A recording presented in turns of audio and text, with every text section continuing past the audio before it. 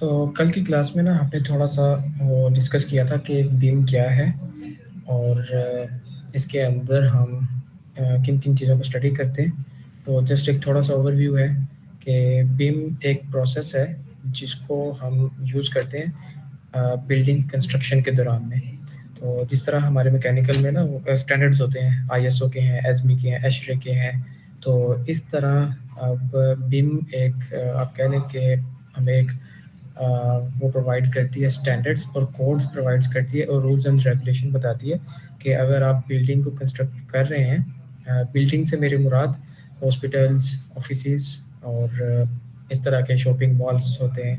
तो इस टाइप की जितनी भी रेजिडेंशियल, कमर्शियल या फैसिलिटीज़ की जो बिल्डिंग्स होती हैं, उनको जब बनाते हैं तो वो बताता है कि आपने अगर प्लान करना है तो प्लानिंग के दौरान आपने किन स्टैंडर्ड्स को, प्रोटोकॉल्स को फॉलो करना है। और फिर ज़ाहिर बात है इसके दौरान डॉक्यूमेंटेशन की ज़रूरत पड़ती है, तो वो डॉक्यूमेंट्स आप किस तरह बनाएँगे, उन डॉक्यूमेंट्स के अंदर जो फाइल्स होंगी उनकी नेम्स कैसे होंगे और बिटवीन मैनी डिसिप्लिन्स वो इन्फॉर्मेशन कैसे शेयर होगी। तो चूँकि इन्फॉर्मेशन बहुत ज़्यादा होती है कंस्ट्रक्शन, क्योंकि बिल्डिंग छोटी तो नहीं होती है, high rise buildings 15-20 story buildings. तो उसके अंदर इंजीनियर्स भी हैं, आर्किटेक्ट भी हैं, सिविल भी हैं और लेबर भी काम कर रही है, इंस्टॉलेशन का काम भी चल रहा है, डिज़ाइन भी चल रहा है, कॉस्ट एस्टिमेशन है, अदर थिंग्स। तो इन सब चीज़ों को ये एफिशिएंट कॉस्ट इफ़ेक्टिव तरीके से और जो डेडलाइंस हैं प्रोजेक्ट की, उस डेडलाइन के अंदर-अंदर प्रोजेक्ट को कंप्लीट करने के लिए बीम जो है ना हमें वो एक कोड और स्टैंडर्ड्स प्रोवाइड करता है। तो हम कह सकते हैं कि बीम एक प्रोसेस है जिसको इस्तेमाल करते हुए हम जो है ना कोई बिल्डिंग्स को कंस्ट्रक्ट करते हैं, प्लान से लेके आखिर फाइनल कंस्ट्रक्शन तक। और इसके लिए जो फिर हम सॉफ्टवेयर्स इस्तेमाल करते हैं, तो उसको हम बीम सॉफ्टवेयर्स कहते हैं। यहाँ पे एक और एडिशन ये है कि जो बीम है वो सिर्फ़ बिल्डिंग्स के लिए नहीं है कि सिर्फ़ बिल्डिंग्स के बारे में ही ये हमें गाइडलाइंस प्रोवाइड करती है, बल्कि अदर इंफ्रास्ट्रक्चर्स हैं, आपके डैम्स हैं, ब्रिजेज़ हैं, हाईवेज़ हैं, तो उन सब के लिए ये गाइडलाइंस जो है ना वो प्रोवाइड करती है। और जिस तरह हम बिल्डिंग्स के लिए हम रैविट सॉफ्टवेयर है, जिसके बारे में ये कोर्स भी है। तो रैविट सॉफ्टवेयर बिल्डिंग्स के लिए इस्तेमाल होता है। और सिविल 3D है, वो रोड्स, ब्रिजेज़, हाईवेज़ के बारे में को डिज़ाइन करने के लिए और उसके 3D मॉडल्स बनाने के लिए हम सिविल 3D सॉफ्टवेयर का इस्तेमाल करते हैं। तो इसी तरह टाइम मैनेजमेंट के लिए सिंक्रो 4D एक सॉफ्टवेयर है, जिस तरह कल मैंने वीडियो भी दिखाई थी एक, कि उसमें हम देख सकते हैं कि विदिन द टाइम ड्यूरेशन हमारी बिल्डिंग 1 महीने के अंदर कितनी कंप्लीट होगी, 2 महीने के अंदर कितनी कंप्लीट होगी। तो इस तरह जो हम सॉफ्टवेयर्स इस्तेमाल करते हैं, जो मतलब बीम के अंदर आते हैं, तो उसको हम बीम सॉफ्टवेयर्स बोलते हैं। जिस तरह रैविट एक सॉफ्टवेयर है बीम का। तो अक्सर आप जब इस फील्ड के अंदर आते हैं नए-नए, तो बीम का बहुत लफ़्ज़ इस्तेमाल होता है और बहुत ही ज़्यादा इस्तेमाल होता है और मुख्तलिफ़ टर्मिनोलॉजी है, उसकी डेफिनेशंस मिलती हैं। तो ये ऑलवेज़ एक कन्फ्यूज़न रहती है कि बीम पता नहीं क्या चीज़ है। तो ये सिंपल एक प्रोसेस है।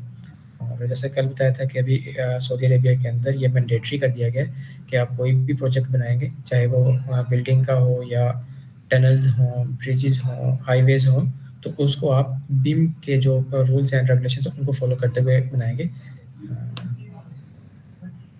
तो बहरहाल ये कुछ थोड़ा थ्योरेटिकल पर्सपेक्टिव है। और हाँ, आप सब मेरे ख्याल से जो भी क्लास में इनरोल हैं, ये सब इंजीनियर्स ही हैं, या कुछ फाइनल ईयर में हैं, या कुछ बन चुके हैं, या कुछ ऑलरेडी ऑन साइट जॉब कर रहे हैं। तो इंस्टॉलेशन की जॉब जो है एचवीएसी, या मैं कहूँ कि एमईपी की जो इंस्टॉलेशन की जॉब है, वो काफ़ी टफ भी होती है और उसमें काफ़ी टाइम भी लगाना पड़ता है। और थ्रू आउट द पाकिस्तान में, सऊदीया में, हर जगह पे ये जॉब की जो कंडीशन है वो ऐसी ही है। तो अगर आप साइट से इस तरफ आना चाहते हैं, या अभी आप यूनिवर्सिटी में हैं और आप मतलब एचवीएसी की फील्ड में आना चाहते हैं, तो मैंने कल भी बताया था कि इसके अंदर 2 चीज़ें होती हैं। एक होता है कि जॉब और एक होता है करियर। इसके अंदर करियर की अपॉर्चुनिटी है कि आप अपना खुद से बाद में कंपनीज़ अपना मतलब खुद से स्टार्टअप जो है वो स्टार्ट कर सकते हैं। तो एक ये इसका जो है ना वो बेनिफिट है। तो जब आप इस साइट के ऊपर आना है, जब मिसाल के तौर पर आप वर्क कर रहे हैं, साइट के ऊपर हैं या आप अभी यूनिवर्सिटी में हैं, तो आप जब इस फील्ड की तरफ आते हैं तो आपके पास 2 ऑप्शंस होते हैं। एक या तो आप डिज़ाइनिंग की तरफ आ जाएँ, एचवीएसी प्लम्बिंग, फायर फाइटिंग की आप डिज़ाइन करते हैं कि कितने कूलिंग लोड क्या है बिल्डिंग का, हीटिंग लोड क्या है और अगर सीवरेज की लाइन्स उसमें डलनी है तो स्लोप कितना होगा पाइप्स का और पाइप की साइज़ कितना रखना है ताकि हम साइज़ बहुत ज़्यादा बड़ा ना रख दें, बहुत ज़्यादा छोटा ना रख दें। तो ये आईपीसीसी कोड्स होते हैं जो हमें बताते हैं कि हमने पाइप के साइज़ वगैरह कितने रखने हैं, तो ये डिज़ाइनिंग में आता है। तो एक ये है कि आप इस डिज़ाइनिंग में चले जाएँ, बट इसका एक ये होता है कि डिज़ाइनिंग में अगर आप जाते हैं, चाहे आप साइट से डिज़ाइनिंग की तरफ शिफ्ट हों या यूनिवर्सिटी से जाएँ, तो आप डिज़ाइन से इस तरफ आएँ या साइट से इस तरफ आएँ, तो स्टार्टिंग पे जो है सैलरी ये काफ़ी कम होती है। तो अगर आप मतलब चाहते हैं कि स्टार्टिंग में आप जो है सैलरी अच्छी मिले, तो आप ये जो रैबिट मॉडलिंग है, इसकी काफ़ी ज़्यादा डिमांड है। तो हमारे कुछ दोस्त भी हैं, उन्होंने 2 साल तकरीबन एक्सपीरियंस इसमें लिया है, तो अभी अराउंड 4500 रियाल के ऊपर वो सऊदीया में जॉब भी कर रहे हैं और रैबिट जो भी सीखता है, वो साल का एक्सपीरियंस, 1.5 साल का एक्सपीरियंस लेके मोस्टली जो सऊदीया के अंदर चले जाते हैं क्योंकि वहाँ पे अभी इस चीज़ की बहुत ज़्यादा डिमांड है। तो फाइनेंशियली हिसाब से जो इनकम है इसमें काफ़ी अच्छी जो है ना वो आ रही है और अभी कंस्ट्रक्शन की जो इसमें ऑलरेडी हैं,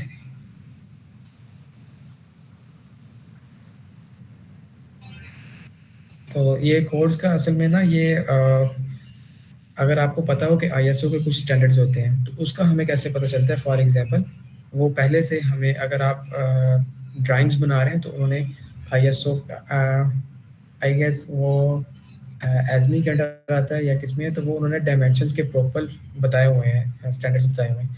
इसी तरह अगर आप पाइप डिज़ाइन प्लम्बिंग का डिज़ाइन कर रहे हैं बिल्डिंग में, तो इस तरह आईपीसीसी इंटरनेशनल प्लम्बिंग कोड्स बोलते हैं इसे आईपीसी, तो वहाँ पे उसने बताया हुआ है कि अगर कमर्शियल की बिल्डिंग्स है, तो आप कौन से पाइप किस पाइप साइज़िंग कैसे करेंगे और अगर रेज़िडेंशियल है, तो पाइप साइज़िंग कैसे करें। ये एक ऑनलाइन अवेलेबल होते हैं, बस आप वहाँ से उसको देख रहे होते हैं। उसका एक मुकम्मल प्रोसेस है, वो आप जब डिज़ाइनिंग में जाएँगे, तो वो उस वहाँ पे वो चीज़ डिस्कस की जाती है। तो मैं बात कर रहा था कि रैबिट के अंदर फिर फाइनेंशियली बहुत अच्छा गेन होता है। फिर आप रैबिट सीख के दोबारा फिर आप सेल्फ के तौर पर भी आप स्टडी कर सकते हैं डिज़ाइन को और फिर आप दोनों को एज़ अ डिज़ाइन और रैबिट दोनों साथ लेके चलते हैं। बट रिमेंबर कि कंस्ट्रक्शन इंडस्ट्री जो है वो सारी की सारी शिफ्ट हो रही है ये 3D मॉडल्स के ऊपर, जैसे हम केमिकल में सॉलिडवर्क्स के ऊपर 3D पार्ट्स बनाते हैं या इलेक्ट्रिकल वाले अपने सॉफ्टवेयर्स हैं उसके ऊपर कोडिंग्स वगैरह करते हैं या अगर if they make 3D models on any software, तो ये रैबिट के ऊपर अब बिल्डिंग पूरी इसके अंदर बन रही है। एमईपी वाले भी अपनी सर्विसेज अब रैबिट के अंदर बनाते हैं। तो ये कुछ ओवरव्यू था कल की क्लास का और कुछ एडिशनल चीज़ें हैं कि इसके अंदर जो है ना फाइनेंशियल स्टेबिलिटी है अगर आप इस फील्ड की तरफ आना चाहते हैं। तो हाँ, एक ये पॉज़िटिव बातें भी मैंने आपको बताई हैं। एक इसकी एक ये है कि इसमें वर्किंग बहुत ज़्यादा होती है। मतलब हर प्रोजेक्ट है ना, वो बिल्डिंग अलग शेप की होगी और कभी आपके पास रेज़िडेंशियल के बिल्डिंग्स आ रही होंगी, कभी कमर्शियल बिल्डिंग्स आपके पास हो रही होंगी, जिस तरह सारे ऑफ़िसेज़ ही हैं बिल्डिंग के अंदर। कभी शॉपिंग मॉल्स आ रहे होंगे, कभी हॉस्पिटल्स आ रहे होंगे। तो मतलब आपको हर प्रोजेक्ट एक नया न्यू चैलेंज होता है ना आपके लिए। तो मतलब आपका दिमाग ज़्यादा इस चीज़ के लिए इस्तेमाल होता है और आपको अपने आप को अपडेट रखना पड़ता है अगर आप डिज़ाइन में हैं। तो क्योंकि हर साल इसमें जो है ना वो जिद्दत आती रहती है, एडवांस होते रहते हैं कोड्स, स्टैंडर्ड्स और रैबिट के अंदर भी नई-नई चीज़ें आती रहती हैं। तो इत और आखिरी चीज़ ये है कि अभी जो डिज़ाइनिंग के लिए हम सॉफ्टवेयर इस्तेमाल करते हैं, वो भी हैप वगैरह इस्तेमाल कर रहे हैं। यूएसए में ट्रेस 7 ट्रेन ट्रेस 700 इस्तेमाल होता है ये heating load, cooling load calculation के लिए, एनर्जी एनालिसिस के लिए भी ट्रेन ट्रेस को यूज़ करते हैं। तो यूएसए की मार्केट में वो हैब भी यूज़ होता है but they prefer train trace. तो या फिर या वहाँ पे वो सॉफ्टवेयर जो है वो ज़्यादा इस्तेमाल होते हैं। सो अच्छा अब आखिरी चीज़ फाइनल अल्फाज ये हैं कि जब आप रैबिट की फील्ड में आते हैं तो rabbit modelling is not a for engineer, so it's for मतलब इंजीनियर जो अब हैं एमईपी के अंदर उनसे अभी एक्सपेक्ट किया जाता है कि उनको मॉडलिंग भी आती हो और उनको डिज़ाइनिंग भी आती हो। तो modelling is the first step, ये आपका लास्ट नहीं है कि आप पूरी ज़िंदगी रैबिट के ऊपर मॉडलिंग ही करेंगे। आपको ये आना चाहिए और क्योंकि जब आपको क्लाइंट प्रोजेक्ट देता है, तो वो आपको ये नहीं कहता कि मुझे डिज़ाइन करके दें। तो वो मोस्ट ऑफ द केसेस, जैसे जिस कंपनी में मैं हूँ, तो उनके पास क्या है, अब उन्होंने 2 डिपार्टमेंट कंपनी के अंदर बनाए हुए हैं, एक डिज़ाइनिंग का है और एक मॉडलिंग का है। तो इट इज़ नेसेसरी कि आपको डिज़ाइनिंग का भी पता हो और आपको मॉडलिंग का भी पता हो। तो रैविट इज़ द फर्स्ट स्टेप, इसके बाद फिर आप डिज़ाइनिंग में जाएँगे, डिज़ाइनिंग सीखेंगे। तो इट डिपेंड्स ऑन यू कि आप आगे अपनी कंपनी अलहदा से स्टार्टअप अपना स्टार्ट करते हो, या जहाँ जिस कंपनी, या आप किसी कंपनी के साथ एज़ मतलब टीम मैनेजर या प्रोजेक्ट मैनेजर, या इस तरह आप किसी रोल के ऊपर आप कंटिन्यू रखते हैं। तो बहरहाल रैबिट के ऊपर स्टार्ट करते हैं। तो रैबिट के अंदर मैं वैसे इसको ना 2 समझने के लिए रैबिट को 2 चीज़ों में डिवाइड करता होता हूँ। एक ये है कि रैबिट के अंदर आप जो मॉडलिंग कर रहे होते हैं, मतलब आपने पाइप ड्रा करना है, तो आपको पाइप ड्रा करना आना चाहिए। और वो काफ़ी ईज़ी है। कल हमने देखा भी था कि डक्ट्स हम सिर्फ ड्रा कर रहे होते हैं, वो फिटिंग्स वगैरह खुद ब खुद इसमें जो है ना वो ऐड करता रहता है, वो इतना मुश्किल नहीं है। असल चीज़ इसमें जो आती है वो ये है कि आपने इसको व्यू को सेट करना होता है। जब आप एक मॉडलिंग इसमें कर लेते हैं, तो क्लाइंट को जब भेजना होता है, तो वो आपने अपनी ड्राइंग को इस काबिल बनाना होता है कि वो जो क्लाइंट है उसको ईज़िली रीड कर सके। तो ये ऐसा-ऐसा चीज़ें समझ आती जाएँगी। तो आज की क्लास जो हम शुरू करेंगे, वो मतलब बेसिक से शुरू करेंगे कि आप कैसे रैबिट में, मतलब आप ठीक है, अभी मैं दोबारा इसको जो है ना वो लॉन्च नहीं करूँगा रैबिट को, क्योंकि अगर लॉन्च होने में थोड़ा टाइम लगेगा ये। आप डबल क्लिक करते हैं, तो कुछ इस तरह का ना आपके पास इंटरफ़ेस सामने आता है। तो ये कुछ यहाँ पे प्रीवियस मॉडल्स हैं जो आपके पास शो होते हैं, और जिनके ऊपर आपने पहले से काम किया होता है। और यहाँ पे इन प्रोजेक्ट के ऊपर आप कर्सर लेके आएँगे, तो ये आप ऊपर देख सकते हैं कि सेव्ड पाथ के नाम से एक ना व्हाइट कलर का बॉक्स अपीयर हो गया है। तो ये आपको बता देता है कि सेव्ड पाथ, ये फ़ाइल कहाँ पे सेव है आपके डेस्कटॉप में, और इसको मैंने लास्ट टाइम कब एक्सेस किया था, और इस फ़ाइल का साइज़ कितना है। और दूसरा इसमें जो समझने की चीज़ है, वो इस फ़ाइल के ऊपर ना ये छोटा-सा बॉक्स नज़र आ रहा है। तो इस बॉक्स का मतलब होता है कि ये फ़ाइल जो है ये सेंट्रल फ़ाइल है। सेंट्रल फ़ाइल क्या होती है, लोकल फ़ाइल क्या होती है, ये हम आगे चल के देखेंगे। बट जो अभी समझने की चीज़ है, वो बस यही है कि आपको डिफ़रेंस पता होना चाहिए कि आपके पास जो यहाँ पे चीज़ें शो हो रही हैं, तो उनका मतलब क्या है। तो ये आपकी जस्ट फ़ाइल है, और ये आपकी सेंट्रल फ़ाइल है। ये बॉक्स अपीयर होते हैं। और दूसरा यहाँ पे साथ कुछ बटन्स आपके पास दिए गए हैं। रिसेंट फ़ाइल है, ऑटोडेस्क डोज़ का है। तो कल अगर किसी ने कल हमज़ा भाई थे, तो हमज़ा ने देखा होगा कि मैंने कहा था कि बीम के कुछ लेवल्स होते हैं, और जो लेटेस्ट लेवल है वो लेवल 3 है, जिसके अंदर हम जो भी काम करते हैं वो यहाँ पे क्लाउड के ऊपर ऑटोडेस्क क्या करता है, क्लाउड ऑनलाइन स्पेस हमें, ऑनलाइन स्टोरेज कह लें या सर्वर कह लें, वो हमें प्रोवाइड करता है। यहाँ पे हम अपना जो भी काम कर रहे होते हैं वो यहाँ पे हमारा सेव कर रहा होता है। हम उसको डेस्कटॉप पे अ, जिस तरह ये फाइल्स हैं, ये मेरे लैपटॉप पे सेव हैं। लेकिन ऑटोडेस्क में क्या होता है, ये सारी फाइल्स क्लाउड मतलब स्टोरेज है, वहाँ पे सेव हो रही होती है। इसका फ़ायदा ये होता है कि लेट्स सपोज़ मैं पाकिस्तान के अंदर काम कर रहा हूँ, और ये प्रोजेक्ट है यूएसए का। तो यूएसए के अंदर जो बंदा होगा वो अपना ओपन करेगा, तो ये स्पेस उसके साथ भी शेयर होगी। तो वो डिवाइस के ऊपर अपनी जो है ना वो अपना ओपन कर लेगा ये डिवाइस।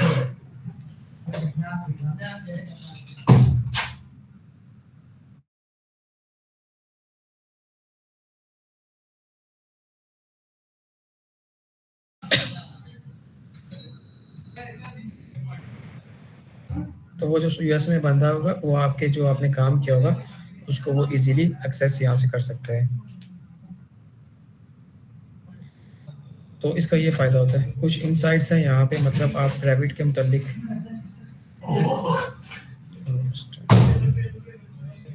तो आई थिंक अभी यहाँ पे शो नहीं हो रहा। लेकिन माय इनसाइट्स के अंदर जो रैबिट मतलब जब आप रैबिट के ऊपर काम कर रहे होते हैं, तो आप मुख्तलिफ टूल्स इस्तेमाल करते हुए अपना मॉडल बनाते हैं।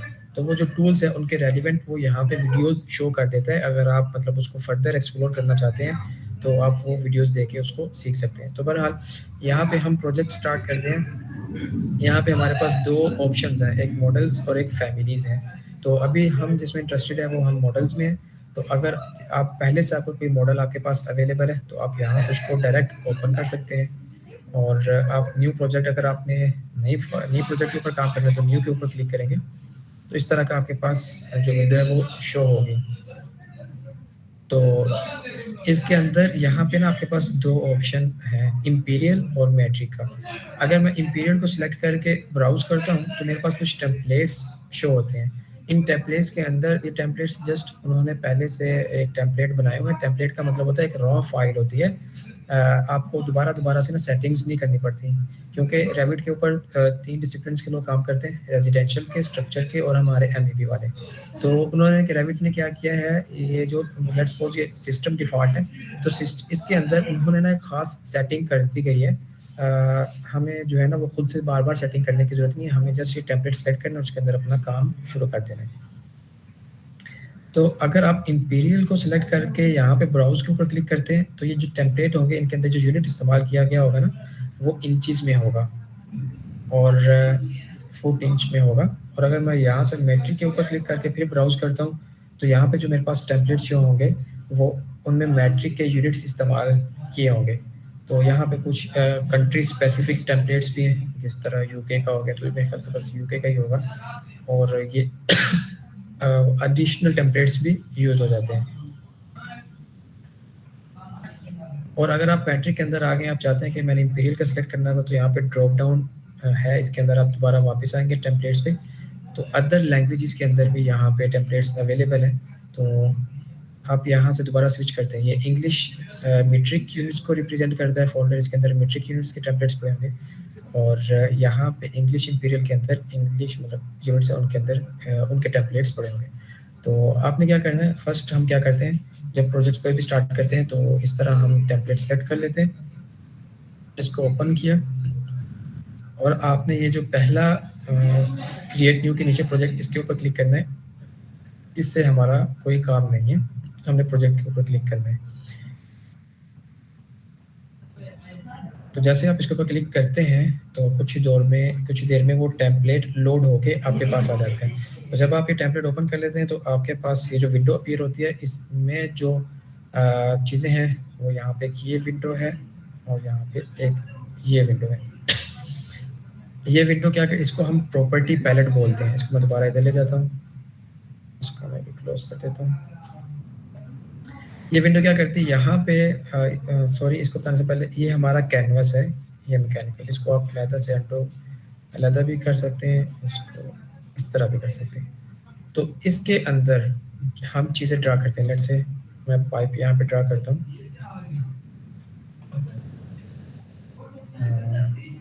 अभी ये जस्ट लाइन शो हो रही है, इसको मैं थोड़ा विजिबल कर लेता हूँ।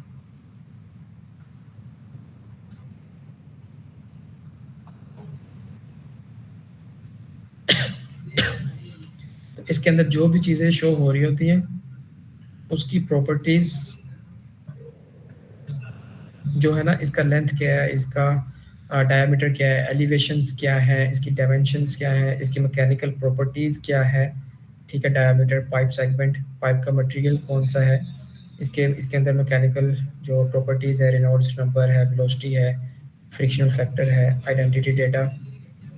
तो ये जो विंडो है, तो ये विंडो हमें जिस चीज़ को आपने सेलेक्ट किया होगा उसके बारे में प्रॉपर्टीज़ ये बताएगी। और अगर मैं यहाँ पे ड्रैग करूँगा तो ये डक्ट के बारे में मुझे इंफॉर्मेशन देगी। तो इसी तरह हम केबल ट्रे, इलेक्ट्रिकल के जो है वो भी यहाँ पे हम ड्रा कर सकते हैं। जस्ट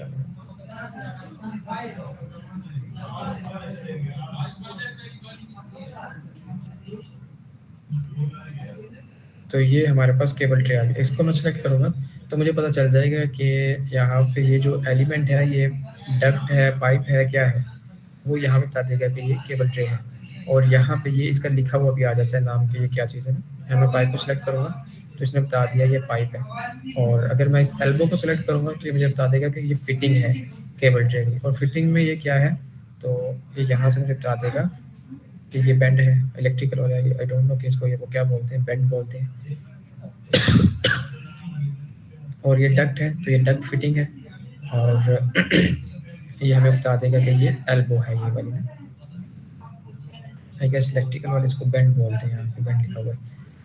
तो आप एक चीज़ यहाँ पे नोट करें, एडिशनल चीज़ है कि रैबिट के अंदर जो भी चीज़ हम बना रहे होते हैं ना, तो इस रैबिट को पता होता है कि वो क्या चीज़ आपने ड्रा की हुई है। तो मतलब ये ऐसा नहीं है कि ऑटोकैड के अंदर होता है कि जब आप कोई चीज़ ड्रा करते हैं ना, तो ऑटोकैड को नहीं पता होता कि जो लाइन है वो पाइप को रिप्रेजेंट कर रही है, डक्ट को रिप्रेजेंट कर रही है, किसको रिप्रेजेंट कर रही है। लेकिन रैबिट के अंदर ऐसा नहीं है। रैबिट इसीलिए इसको जो है ना वो इंटेलिजेंट सॉफ्टवेयर भी बोलते हैं कि इसको खुद पता होता है कि कौन सी चीज़ क्या है। असल में हमने ही इसके अंदर ये चीज़ डिफाइन कर दी होती है कि मतलब कि हम पी आई मतलब पाइप सेलेक्ट करके कुछ चीज़ ड्रा करेंगे, तो वो चीज़ वो पाइप के तौर पर उसको कंसिडर करती है।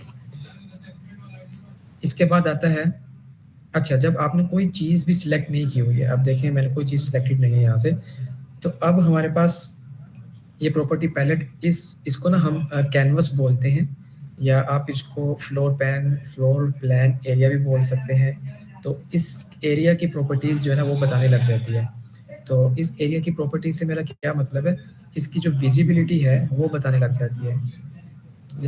इस एरिया के ग्राफिक्स के बारे में, अंडरले के बारे में, एक्सटेंट्स के बारे में, इन चीज़ों को हम डीपली आगे वन बाय वन स्टडी करेंगे।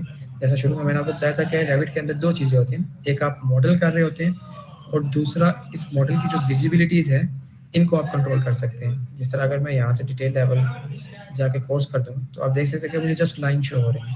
तो आपको मॉडलिंग भी आनी चाहिए और आपको इनकी विजिबिलिटी और ग्राफिक्स को कैसे कंट्रोल करते हैं ये चीज़ भी आपको आनी चाहिए एज ए इंजीनियर या टीम मॉडलर। इसके बाद जो दूसरी चीज़ होती है वो हमारे पास आता है ये प्रोजेक्ट ब्राउज़र। तो प्रोजेक्ट ब्राउज़र क्या करता है, अगर मैं इसको कोलैप्स करूँ तो इसके अंदर ये 4-5 चीज़ें होती हैं। तो आपका जो सारा प्रोजेक्ट जब आप बना रहे होते हैं तो आप ये 3-4-5-6 चीज़ों को ही इस्तेमाल कर रहे होते हैं। रैबिट क्या करता है कि यहाँ पे अगर इलेक्ट्रिकल का आपने काम करना है तो इन इसके अंदर रहते हुए आप काम करेंगे, और अगर मैकेनिकल का काम करना है तो इसमें, प्लम्बिंग का काम करना है तो इसमें। इससे फ़ायदा ये होता है कि अगर हम एक ही जगह के ऊपर तीनों चीज़ें बनाने लग जाएंगे तो वो काफ़ी कॉम्प्लेक्स हो जाएगा, इसको अंडरस्टैंडिंग में डिफ़िकल्टीज आएगी ना। तो इसलिए रैबिट क्या करता है कि हमें वो तीनों डिसिप्लिन जो है वो अलग-अलग शो करता है, और हर एक के अंदर उसने कुछ सेटिंग्स की होती हैं, तो इनके अंदर जाके हम चीज़ें ड्रा करते हैं। अगर मैंने इलेक्ट्रिकल का काम करना है तो मैं इस व्यू के अंदर जाऊँगा और यहाँ पे आके काम करूँगा। तो प्रोजेक्ट ब्राउज़र क्या करता है, हमारे व्यूज़ को ऑर्गेनाइज़ करता है, और जो लेजेंड्स हैं उनको ऑर्गेनाइज़ करता है, और शेड्यूल्स हैं उनको ऑर्गेनाइज़ करता है, शीट्स, फैमिलीज़। तो ये सारी चीज़ें यहाँ पे दी गई होती हैं। फैमिलीज़ को भी हम देखेंगे नेक्स्ट स्टेप में कि ये फैमिलीज़ क्या होती हैं। ग्रुप्स को भी हम देखेंगे कि ग्रुप्स क्या होते हैं, और लिंक्स को भी, आज हम लिंक्स को भी देखेंगे।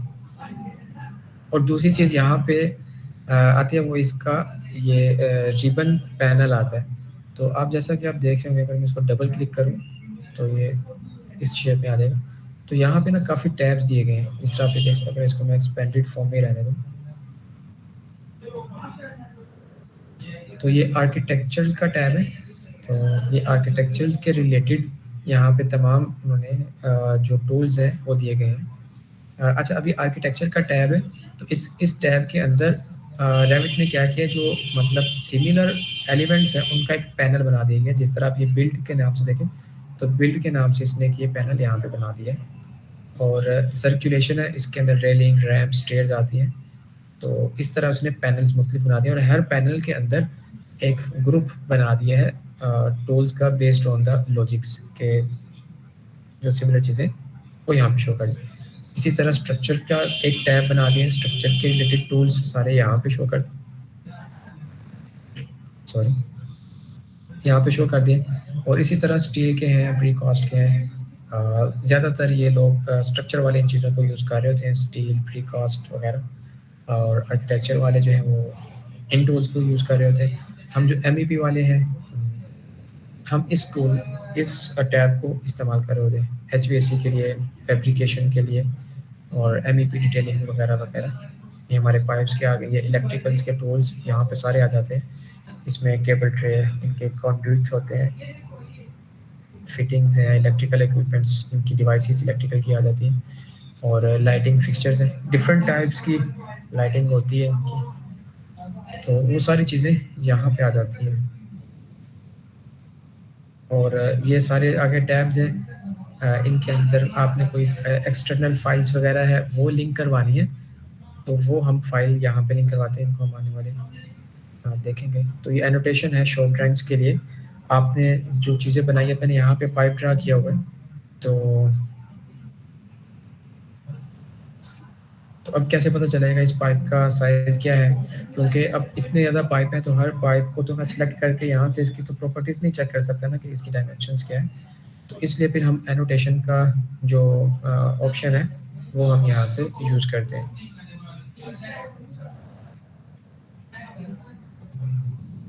इस तरह के। तो अब मुझे बार-बार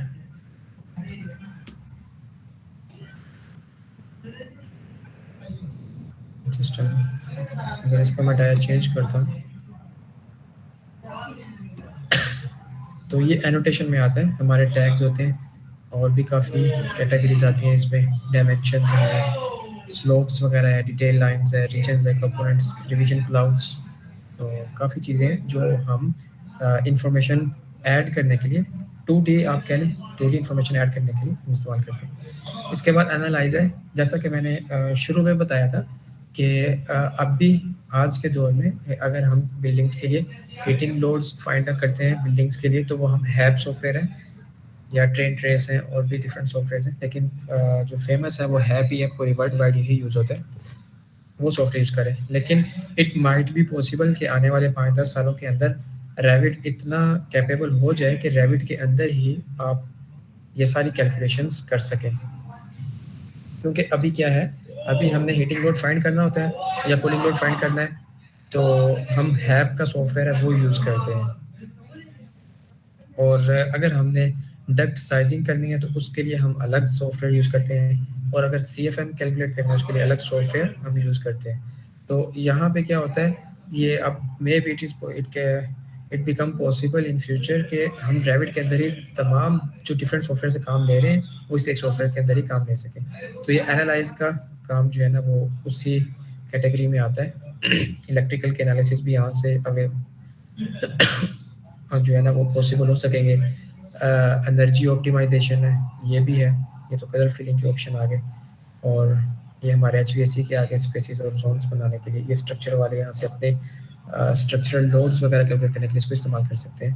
तो इसी तरह ये आर्किटेक्चर के रिलेटेड चीज़ें आ गई, और ये वर्क शेयरिंग है, टीम्स के अंदर काम करें, तो इस तरह के हमारे पास डिफरेंट्स यहाँ पे टैब्स हैं।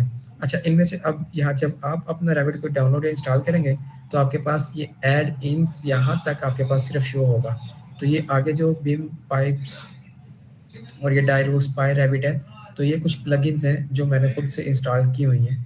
तो प्लगइन्स को हम इसलिए इसमें इंस्टॉल कर लेते हैं कि बाज़ अगर हमने मतलब रैबिट के अंदर भी कुछ लिमिटेशंस हैं कि अगर आपने शो ड्राइंग्स प्रिंट करनी है तो वो वन बाय वन हमें यहाँ पे जाके करनी पड़ती है। तो डाई रूट में ये होता है कि आप जस्ट वन क्लिक के ऊपर आप 100, 200, 300 जो पीडीएफ्स हैं उनको भी आप जो है ना वो कर सकते हैं, एक्सपोर्ट कर सकते हैं, मतलब आपकी वर्किंग फास्ट हो जाती है। तो ये प्लगइन्स आपके पास नहीं शो होंगे, तो ये मैंने सेपरेट ये शो किए हुए हैं।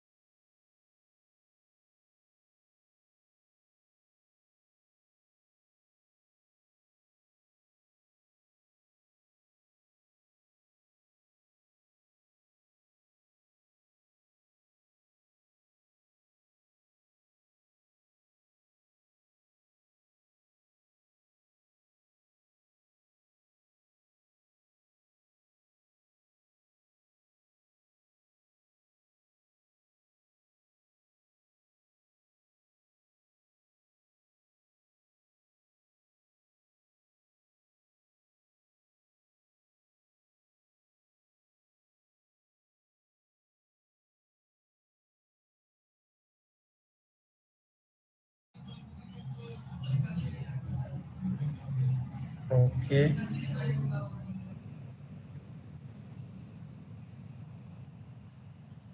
तो अब कल जो है वो हमने डक्ट कुछ ड्रा की थी, तो आज जो है वो हमने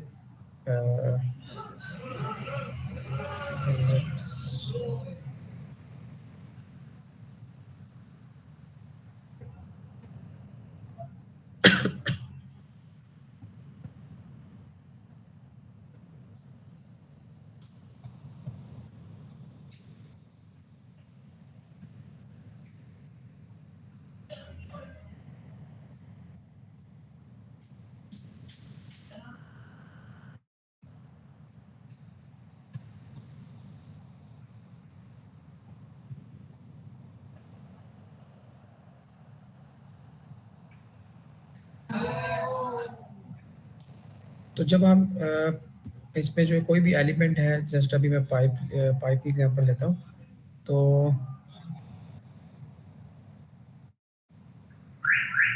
जिस तरह कल हमने डक ड्रा की थी, तो पाइप भी सेम वे में यहाँ पे हम ड्रा करते हैं। इसमें कोई भी जो है ना वो नई चीज़ नहीं है।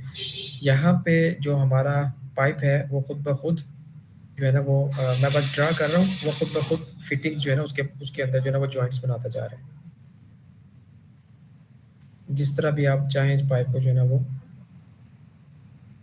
ड्रा कर सकते हैं। इसके अंदर यूजुअली हम इस तरह इतना भी वो नहीं ड्रा करते रैंडमली पाइप, ये जस्ट समझाने के लिए था। अब इसके अंदर सबसे पहली चीज़ क्या आती है, यहाँ पे ये फिटिंग्स आती है और फिटिंग्स का एंगल आता है। तो अगर मैं यहाँ पे जाऊँ मैनेज टैब में और यहाँ पे क्लिक करूँ मैकेनिकल सेटिंग्स में, तो यहाँ पे हमारे पास 2 ऑप्शंस आते हैं, डक्ट और पाइप। तो जो एमईपी वाले होते हैं वो 2 ही सॉरी एचवीएसी और प्लम्बिंग वाले, वो 2 ही एलिमेंट यहाँ पे उनके मेजर होते हैं। एक डक्ट होता है और दूसरा पाइप होता है। तो कल मैंने डक्ट का बता दिया था कि डक्ट के अंदर जब हम ड्रा करते हैं ना, डक्ट्स को तो मुख्तलिफ एंगल्स के ऊपर जाती है।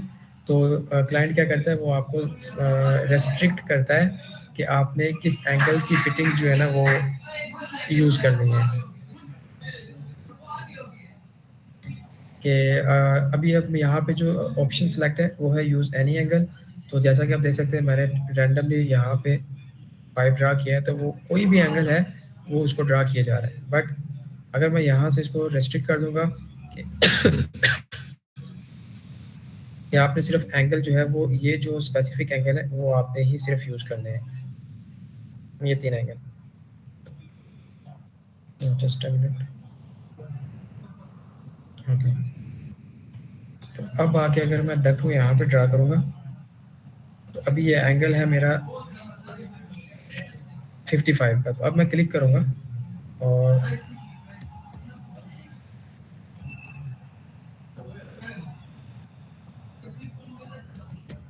इसकी डायमेंशन अगर मैं आपको लेके दिखाऊँ तो उसने एंगुलर सिलेक्ट की हुई है।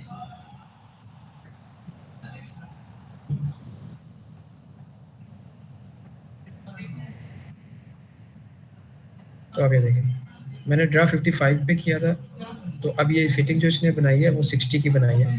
क्यों? क्योंकि मैंने यहाँ पे इसको कंडीशन दे दी है कि आपने सिर्फ इन 3 की ही 3 एंगल के ऊपर ही फिटिंग्स बनानी है। तो डक के अंदर ये होता है ना कि हम प्रेफर ये करते हैं 45 के ऊपर प्रेशर लॉस जो है वो कम से कम आता है डक के अंदर। तो इससे जो है ना वो एनर्जी सेव होती है बना। इसी तरह आप डेप्थ का भी यहाँ से कंट्रोल कर सकते हैं एंगल, और इसी तरह जो पाइप है उसका एंगल भी यहाँ से आप सेट कर सकते हैं। अब अगर मैं यहाँ पे पाइप ड्रा करता हूँ, तो अब ये देखें लेट से 15 के ऊपर मैं ड्रा करता हूँ, इसकी जो एंगल है और देखें 30 एंगल पे उसने ड्रा किया है। तो एक ये चीज़ इसमें इम्पोर्टेंट होती है कि जो आपको क्लाइंट्स की तरफ से एंगल मिलता है तो आपने उसी के ऊपर ड्रा करना है। शुरू में क्या होता था कि जब हम थे तो हम जब ड्रा करते थे तो हम कहते थे कि ये 20 डिग्री का एंगल क्यों नहीं बन रहा है, 30 मतलब जो एनी एंगल क्यों नहीं बन रहा है। तो यहाँ से एंगल को ना वो रेस्ट्रिक्ट कर देते हैं कि आप सिर्फ जो एंगल अलाउ है उसी को आप यूज़ कर सकते हैं।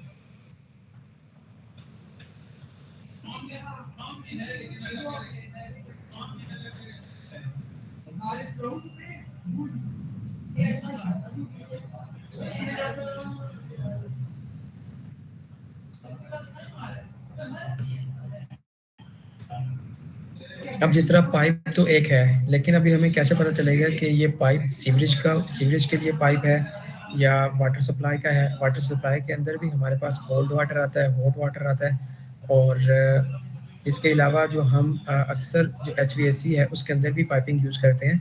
जिस तरह कैसेट है या फैन कॉइल यूनिट है, तो उनके अंदर हम कोल्ड वाटर को अक्सर लेके आ रहे होते हैं। तो उसके लिए भी हमें कैसे पता चलेगा कि ये एचवीएसी का पाइप है या प्लम्बिंग का वाटर सप्लाई का पाइप है?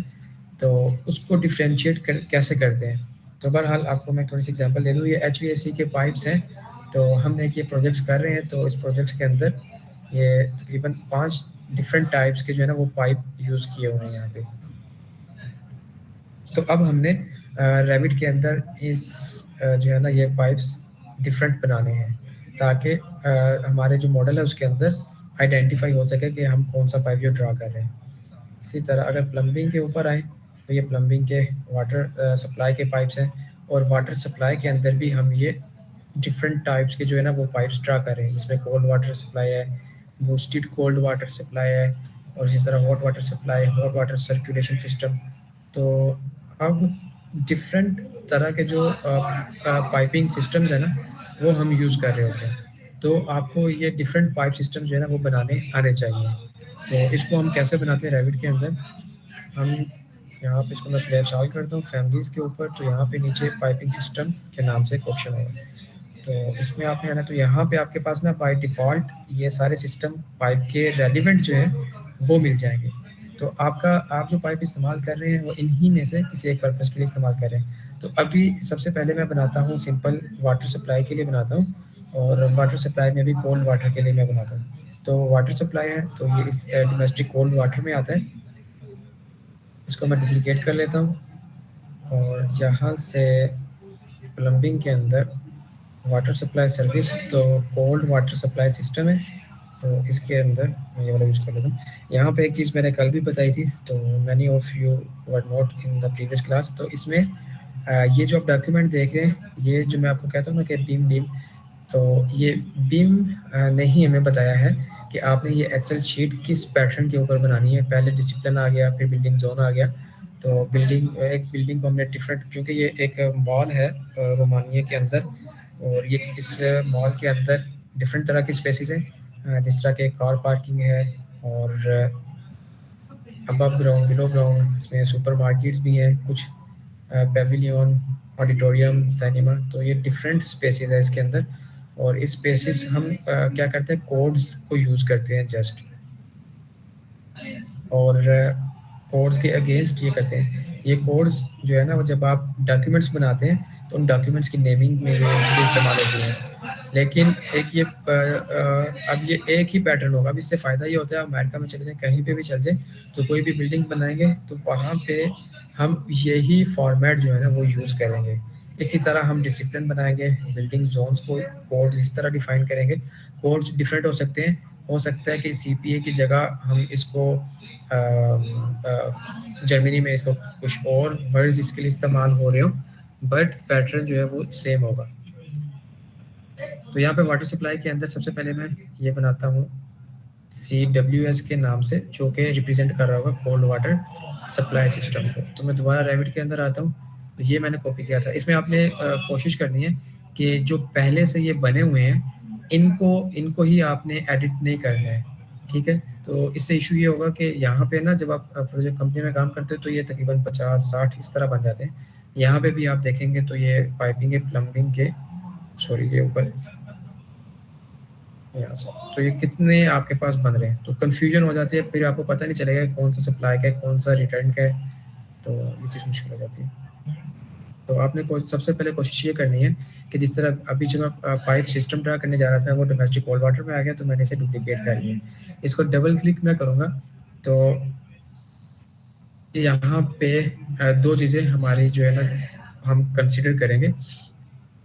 ये चीज़ें भी मैकेनिकल प्रॉपर्टीज़, ये जब हम कैलकुलेशंस मतलब हमने कैलकुलेशन करनी होती है, पंप साइज़ सेलेक्ट करना होता है, तब हम ये चीज़ें यूज़ कर रहे होते हैं। यूजुअली हम ये यूज़ नहीं कर रहे होते।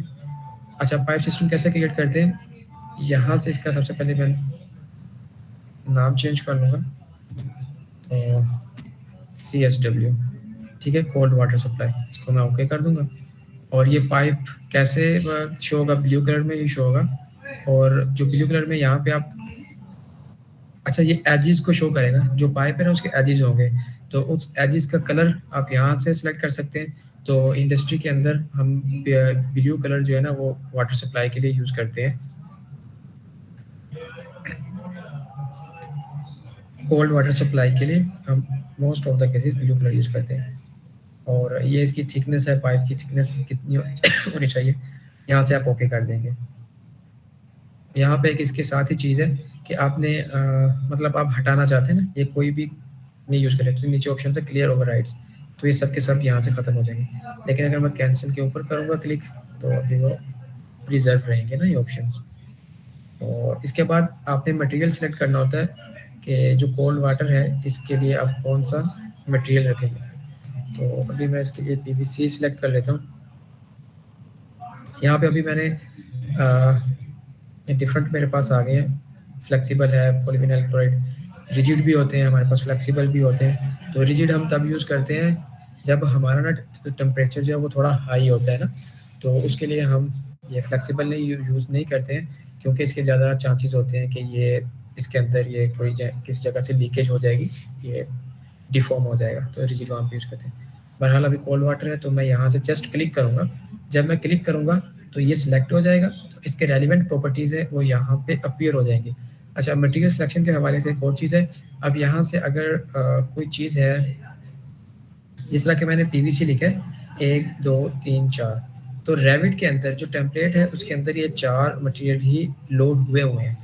लेकिन रेविट के अंदर एक अपनी लाइब्रेरी होती है जिसके अंदर मुख्तलिफ यहाँ पे आपको मटेरियल्स और भी मिल जाएंगे।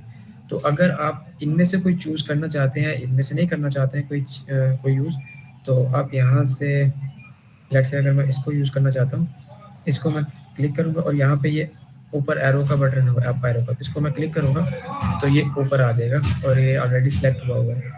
तो मैं अभी इसी को लेके चल लेता हूँ, इसको मैं सिलेक्ट करूँगा तो यहाँ पे इस मटेरियल की जो प्रॉपर्टीज़ हैं, ये आइडेंटिटी में इसका नेम आ जाता है, डिस्क्रिप्शन है, क्लास क्या है कि प्लास्टिक है कौन सा है, और कुछ कमेंट्स, मैन्युफैक्चरर, आप मतलब अगर कल की क्लास किसी ने ली हो तो मैंने वहाँ पे बताया था कि एक लेवल ऑफ इंफॉर्मेशन होता है और एक लेवल ऑफ डिटेल होता है। तो ये लेवल ऑफ इंफॉर्मेशन में आता है कि आप बता सकते हैं यहाँ पे, मतलब आप इस स्टेज के ऊपर ना आप डिफाइन कर सकते हैं कि ये पाइप है, इसका मैन्युफैक्चरर कौन सी कंपनी है, तो आप वो यहाँ पे बता सकते हैं। और मॉडल नंबर आप डिफाइन कर सकते हैं, क्योंकि मैन्युफैक्चरिंग कंपनीज होती है तो वहाँ पे कोल्ड वाटर सप्लाई के लिए PVC के कितने ग्रेड के में भी वहाँ पे यूज़ होते हो पाइप, तो आप यहाँ से उसका ग्रेड भी डिफाइन कर सकते हैं। और चूँकि रैबिट है, एक बीम सॉफ्टवेयर है, तो इसके अंदर आप यहाँ से अगर पाइप की ना लेंथ सॉरी कॉस्ट आप इसकी डिफाइन कर दें, तो इससे आप इसका जो है ना वो कॉस्ट एस्टिमेशन भी कर सकते हैं। जी हमजा। सर ये जो प्रोडक्ट इंफॉर्मेशन में मैन्युफैक्चरर जो कॉस्ट एस्टिमेशन कर रहे हैं, ये हम खुद अपने पास से कर होते हैं या हमें कंपनी वाले जो मतलब जहाँ से हम मिसाल तौर पर हम कोई प्लांट लगाना चाह रहे हैं और पाइप हमने वहाँ पे पाइपिंग सिस्टम लगाना है, तो हमें खुद उसको एस्टिमेट करके देना है जो हमारा मतलब अच्छा, जिसको हम आगे दे रहे हैं इस किसी को? इसमें ना इसमें 2 चीज़ें होती हैं। बाज़ दफ़ा क्लाइंट आपको खुद बता देता है कि आपने इस कंपनी का यूज़ करने हैं मटेरियल, ठीक है? और बाज़ दफ़ा वो आपको कह देता है कि आपकी मर्ज़ी है कि आप जौन-सा मर्ज़ी जो है ना इसमें से सेलेक्ट करके आप रिकमेंड कर सकते हैं। तो जो डिज़ाइनर होता है, जो ये प्लम्बिंग अभी हम पाइप कर रहे हैं, तो जो प्लम्बिंग सिस्टम डिज़ाइन कर रहा होगा इंजीनियर, वो फिर रिकमेंड करता है कि आप कौन-सा मैन्युफैक्चरर जो है ना, वो यूज़ करेंगे। वैसे मोस्ट ऑफ द केसेस वो डिज़ाइनर को ही बोल देते हैं इंजीनियर को कि आप ही ये खुद रिकमेंड करें। मोस्ट रेयर केसेस होते हैं कि आई गेस के वो बताते हैं कि आप फलां कंपनी जो है ना उसका यूज़ करें। फिर तो सर जी अगर हम मिसाल तौर पे एक कंपनी से पाइपिंग जो मतलब जिस टाइम उसके मुताबिक यहाँ पे अगर लिख रहे हैं बना रहे हैं, तो उसकी कॉस्ट भी हमें पता होनी चाहिए कि उसकी कॉस्ट कितनी होगी उस पाइप सिस्टम की। जी हाँ, वो असल में मुख्तलिफ ऐसा नहीं है कि एक मैकेनिकल इंजीनियर वही सब कुछ जो है ना वो चीज़ें हैंडल कर रहा हो। तो ये डिफरेंट पोजीशंस होती हैं, डिफरेंट इंजीनियर्स होते हैं, कॉस्ट एस्टिमेशंस के अलग होते हैं, प्रोक्योरमेंट के अलग होते हैं, जो ये सारी चीज़ें जो है ना वो चीज़ें देख रहे होते हैं। कंपनीज़ में होता है कि एक शख्स को ज़िम्मेदारी लगा दी है कि वो कॉस्ट है, प्रोक्योरमेंट में है, तो वो पता पता कर लेते हैं कंपनी से कि भाई कॉस्ट कितनी आएगी, तो हम यहाँ से कॉस्ट ऐड करके तो वो फिर एनालिसिस कर सकते हैं। या खुद भी आप कंपनी से कांटेक्ट करके, यूजुअली तो ये होता है जो कंपनीज होती हैं वो क्या करती हैं, अब उनको फॉर एग्जांपल मेरी कंपनी है तो पाकिस्तान के अंदर जो मेरी HVAC डिज़ाइनिंग की मैं कंसल्टेंट हूँ एक, तो जो मैन्युफैक्चरर हैं पाइप के या डक्टिंग के, तो वो क्या करते हैं, वो मुझसे आगे कांटेक्ट करते हैं कि हमारी ये प्रोडक्ट्स हैं, डिटेल्स वो हमें दे देते हैं, वो हमें कहते हैं कि आप ट्राई करो, जिस तरह यूजली पाकिस्तान में होता है। तो इन पाकिस्तान सिनेरियो, तो वो फिर हमें कहते हैं कि भाई आपको कोई आप कोई प्रोजेक्ट कर रहे हैं तो हमारी प्रोडक्ट रिकमेंड करें आप, तो ये चीज़ें होती हैं। तो इस तरह फिर हमें वो सारी डिटेल भी पता होती है, तो हम खुद भी रिकमेंड कर देते हैं बाज़ दफ़ा। अगर प्रोजेक्ट बड़ा हो तो उसमें बहुत सारे जो स्टेक होल्डर्स हैं वो इन्वॉल्व हो जाते हैं, आर्किटेक्चर के भी, स्ट्रक्चर के, तो वो इंडिपेंडेंटली काम कर रहे होते हैं, कॉस्ट वाले कॉस्ट को देख रहे होते हैं और डिज़ाइन वाले डिज़ाइन को देख रहे होते हैं, मॉडल वाले मॉडल को देख रहे होते हैं। तो इस तरह जो है ना वो चीज़ें चल रही होती हैं। तो सिनेरियोज डिफरेंट हो सकते हैं, कोई हार्ड एंड फास्ट रूल नहीं है इसमें कि ये चीज़ें तो ऐसे ही होगी। तो इसमें दूसरी चीज़ आ जाती है ग्राफिक्स है। तो ग्राफिक्स मतलब ग्राफिक्स का मतलब ये है कि आपका जो पाइप है वो किस तरह दिखेगा। जैसा मैंने बताया कि हमारे पास 2D ड्राइंग्स आती हैं, मैंने एक ड्राइंग शेयर भी की थी आज आपके साथ, आपको मैंने कहा था कि आप जो है ना ये ड्रा करेंगे डक्स को।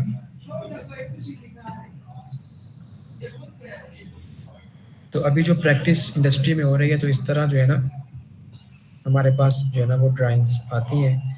तो अभी ये ड्राइंग हमारे पास है, डक्टिंग के लिए मैंने ये बनाई थी। तो इसमें अब कैसे पता चलेगा कौन सी कलर क्या है, तो हम कलर के ज़रिए से डिफ्रेंशिएट करते हैं। है तो ये डक्ट है, ये भी एल्यूमिनियम की है, ये भी एल्यूमिनियम की है, तो हमें कैसे पता चलेगा कि ये इसमें से कौन सी रिटर्न की डक्ट है, कौन सी सप्लाई की है और कौन सी एग्जॉस्ट की है, कौन सी आउटडोर एयर को इन करने के लिए हम यूज़ कर रहे हैं ना, तो कलर्स का यूज़ करते हैं। तो यहाँ पे ये ग्राफिक्स का ऑप्शन यहाँ से हम चूज़ करते हैं कलर्स को कंट्रोल करने के लिए। तो अब भी मैंने इसके ऊपर क्लिक किया तो कुछ बाय डिफ़ॉल्ट कलर इसके ऊपर अप्लाई हुए हैं, तो मुझे यहाँ पे ब्लू कलर चाहिए, तो मैं ये यहाँ से कलर चाहिए। तो यहाँ पे क्या है, शेडिंग, सरफेस पैटर्न और कट पैटर्न और बैकग्राउंड।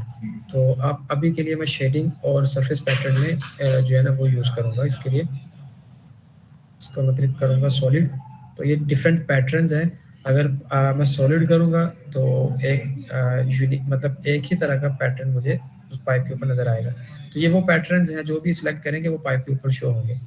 तो अभी चूँकि मुझे इस तरह यहाँ पे कंक्रीट का है तो अभी, और इस तरह एल्यूमिनियम का है, इनके ये स्टैंडर्ड सिंबल्स होते हैं ना। बहरहाल अभी मैं ये सॉलिड के ऊपर क्लिक कर रहा हूँ और इसको मैं यहाँ से ओके कर देता हूँ। और सॉलिड सॉलिड कलर के ऊपर व्यू इसी तरह। अच्छा यहाँ पे ना एक चीज़ भी है, कल की क्लास की है तो उसके अंदर डक्ट है, तो डक्ट का भी सेम प्रोसेस होता है, बस डक्ट के केस में क्या होगा कि मटेरियल एल्यूमिनियम आ जाएगा या कोई और मटेरियल आ जाएगा, ठीक है। और अगर केबल ट्रे वाले काम कर रहे हैं तो केबल ट्रे का भी ऑब्वियसली कोई मटेरियल होगा, उनके कॉन्ड्यूट्स हैं तो कॉन्ड्यूट्स का भी कोई मटेरियल होगा। तो सबका पैटर्न जो है वो सेम है, इसमें कोई डिफरेंट नहीं है। तो यहाँ से आपने कोई भी मटेरियल, जो भी आपका रेलिवेंट मटेरियल है उसको आपने सेलेक्ट करना है और यहाँ से कलर आपने असाइन करना है। अच्छा चूँकि हम मैकेनिकल प्लम्बिंग वाले, तो यहाँ पे कुछ फिजिकल प्रॉपर्टीज़ है वो भी हमने ऐड करनी होती है, थर्मल वाली है वो भी ऐड करनी होती है। तो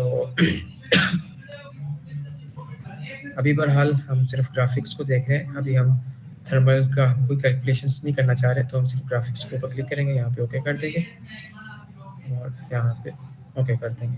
तो अब ये हमारा एक सिस्टम जो है ना वो CWS का, यहाँ पे आप देखें तो ये क्रिएट हो गया कोल्ड वाटर सप्लाई सिस्टम। अब इसी तरह मैं इसमें से एक हॉट वाटर सप्लाई का भी क्रिएट कर लेता हूँ जल्दी से।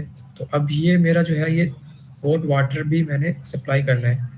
मिसाल के तौर पर अगर यहाँ पे अगर कोई वॉशरूम होता, टॉयलेट होता, तो वहाँ पे ऑब्वियसली एक लेबोरेटरी लगी होगी, बेसन या सिंक लगा होगा, तो उस सिंक के ऊपर मुझे कोल्ड वाटर भी देना है और हॉट वाटर भी देना है, तो दोनों सप्लाई के ही पाइप्स होंगे। तो मैंने यहाँ पे आपको बताया था, अगर मैं इसके ऊपर जस्ट अ मिनट, अगर मैं यहाँ पे पाइप ड्रा करूँ एक चीज़ मैं आपको बताना चाहता हूँ। तो इस पाइप को मैं अगर सिलेक्ट करूँ, यहाँ पे आपके पास दो चीज़ें आती हैं। एक आता है सिस्टम क्लासिफिकेशन और एक सिस्टम टाइप। सिस्टम क्लासिफिकेशन का मतलब है कि ये अगर वाटर सप्लाई के सिनेरियो में अगर हम बात करें, तो वाटर सप्लाई के सिनेरियो के अंदर या तो ये सप्लाई का पाइप होगा या सप्लाई से रिटर्न का पाइप होगा। ठीक है? और अब सप्लाई का तो पाइप है, सिस्टम इसकी क्लासिफिकेशन क्या है? ये वाटर सप्लाई है। तो अब ये वाटर सप्लाई हॉट है या कोल्ड है, इसको हम कैसे बताएंगे? उसके लिए हम सिस्टम टाइप को यूज़ करते हैं। तो अभी मैंने जो सिस्टम टाइप बनाई है वहाँ से CWS,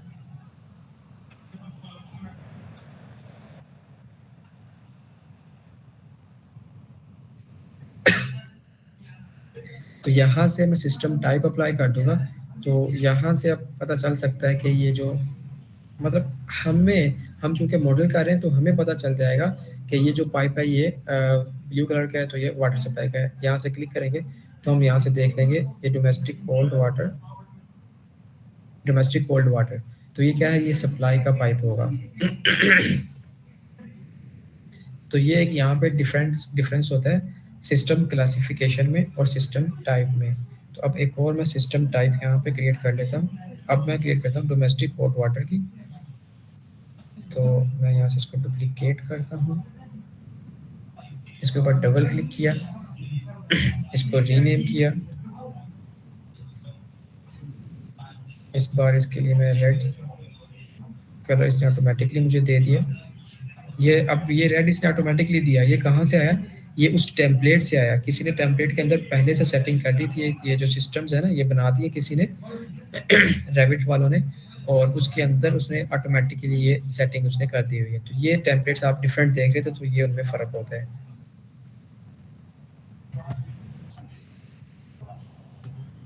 तो अब यहाँ से हॉट वाटर के लिए मैं रिजिड पाइप यूज़ कर लेता हूँ, और यहाँ से कलर इसका मैं सेलेक्ट कर देता हूँ।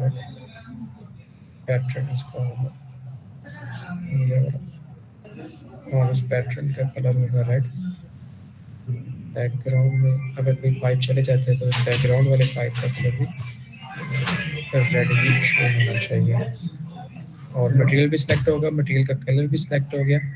अब मैं इसको ओके कर दूँगा, और अब आके मैं पाइप ड्रा करूँगा।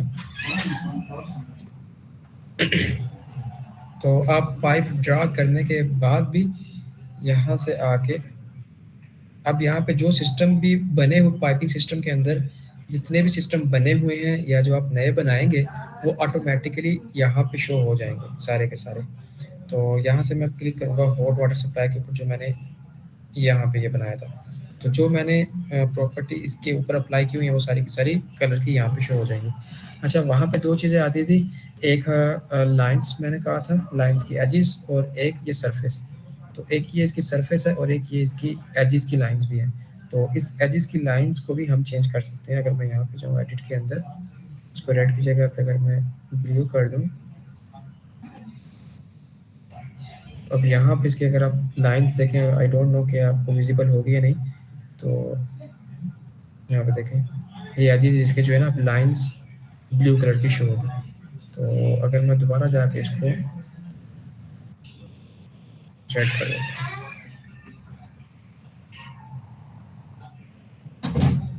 तो ये दोबारा इसकी लाइन जो है ना वो रेड होगी। तो इसकी जो विजिबिलिटी है एजिस एजिस की, वो यहाँ से हम कंट्रोल कर सकते हैं। इसके ऊपर क्लिक करेंगे तो ये जो एजिस की मतलब जितनी भी लाइंस होंगी ना आपकी इस व्यू के अंदर, अगर आप चाहते हैं वो बारीक नजर आए, जिस तरह अब ये बारीक नजर आ रही है, तो इसके ऊपर आप क्लिक कर देंगे, ये थिन लाइन है। अगर आप इसको ऑफ कर देंगे तो वो काफ़ी बड़ी करके दिखाएगी। तो इट्स नॉट रिकमेंडेड, तो इसके ऊपर मैं क्लिक कर देता हूँ। तो इस तरह एजिस को हम कंट्रोल करते हैं। दूसरा, अच्छा, अब होता ये है कि यहाँ पे डिफरेंट ऑप्शंस होते हैं जिसकी मदद से ना आप ये कंट्रोल कर सकते हैं। अगर मैं हिडन लाइंस करूँगा तो सिर्फ एजिस इसके शो होंगे।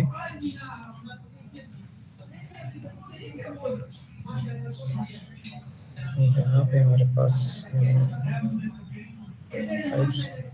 इसके ऊपर अगर मैं सेंटर लाइन के ऊपर क्लिक कर दूँ तो इसकी अब मुझे सेंटर लाइन भी शो हो जाएगी।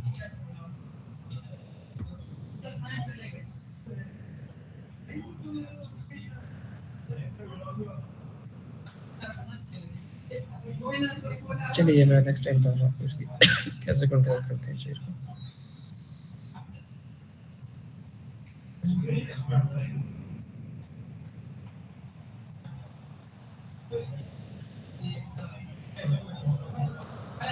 ओके और जिस अगर मैं इसको कर दूं हिडन लाइंस में या वायर फ्रेम में,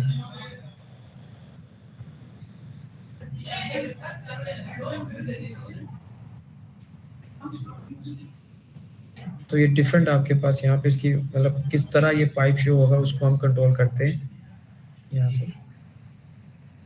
तो अगर हम अभी इसको मैं शेड्यूल में रहने देता हूँ।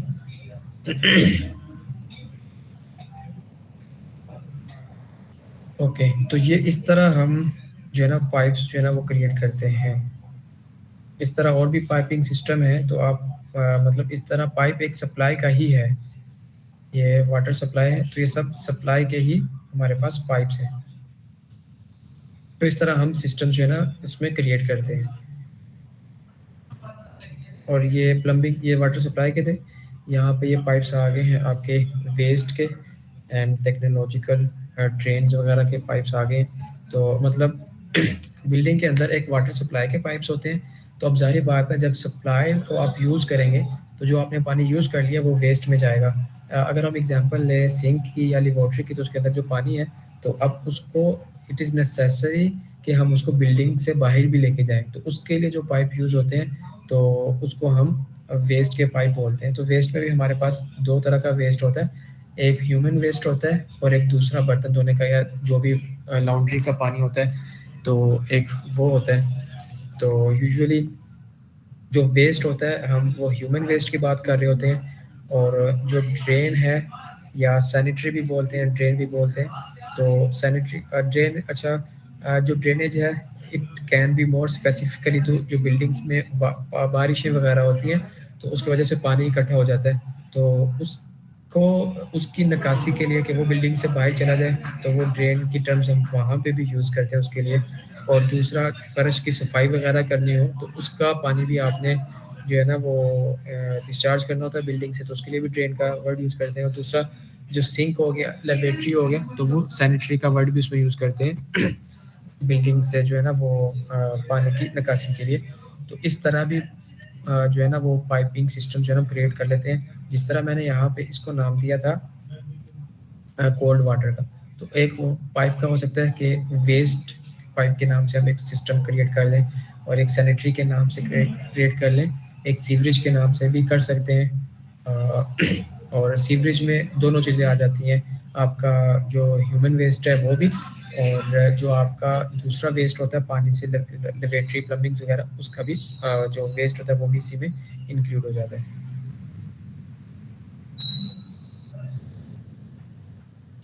अब ये सिस्टम्स तक यहाँ तक अगर किसी को कोई चीज़ मतलब नहीं समझ आई तो वो पूछ लें।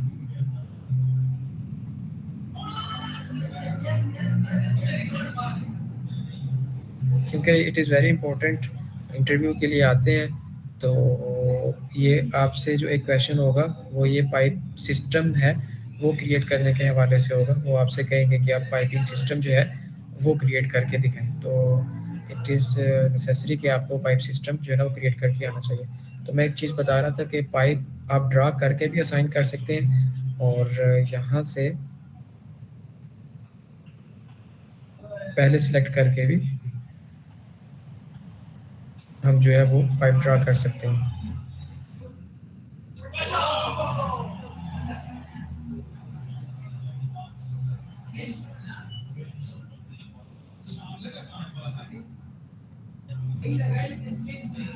अब इसके अंदर एक और चीज़ है कि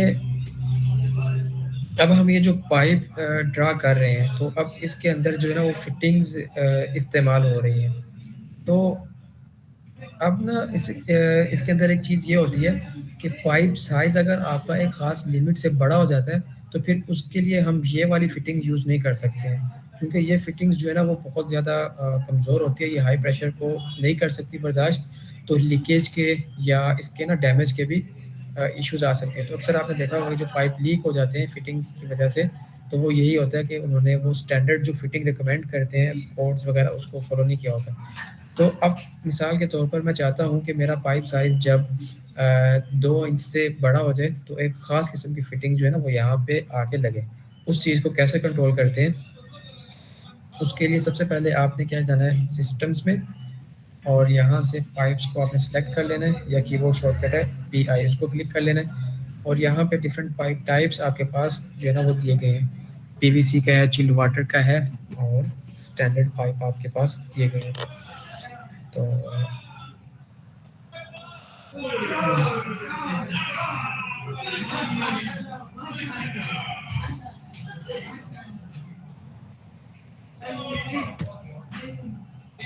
आपने कैसे डिफाइन करना है? आपने सबसे पहले यहाँ से पाइप सेगमेंट सेलेक्ट कर लेना है और यहाँ से जाना है एडिट टाइप में। यहाँ पे आता है राउटिंग प्रेफरेंसेस। तो अब यहाँ पे डिफरेंट किस्म की यहाँ पे फिटिंग्स पाइप फिटिंग्स जो है ना वो दी गई है। एल्बो है, जंक्शन टाइप है कि जंक्शन टाइप को कौन सी होगी? जंक्शन टाइप मतलब एक स्ट्रेट पाइप जा रहा है उसमें से आप एक कनेक्शन निकालना चाह रहे हैं ना, टी वहाँ पे बनती है और फिर यहाँ पे आप अच्छा टी बने। अच्छा यहाँ पे ना दो चीज़ें बन सकती है ना, एक टी है और दूसरा टैप है। तो ये दोनों ऑप्शन है। अभी चूंकि यहाँ पे टी सिलेक्ट है तो अब अगर मैं यहाँ पे आके पाइप ड्रा करूँगा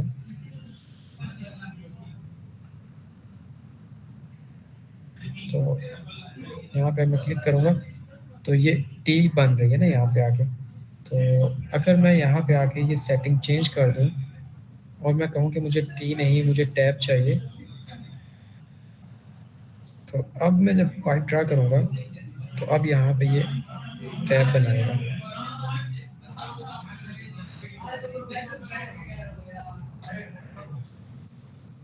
अच्छा अब इसमें जो है ना वो टैब की फैमिली जो है वो लोड नहीं की हुई है।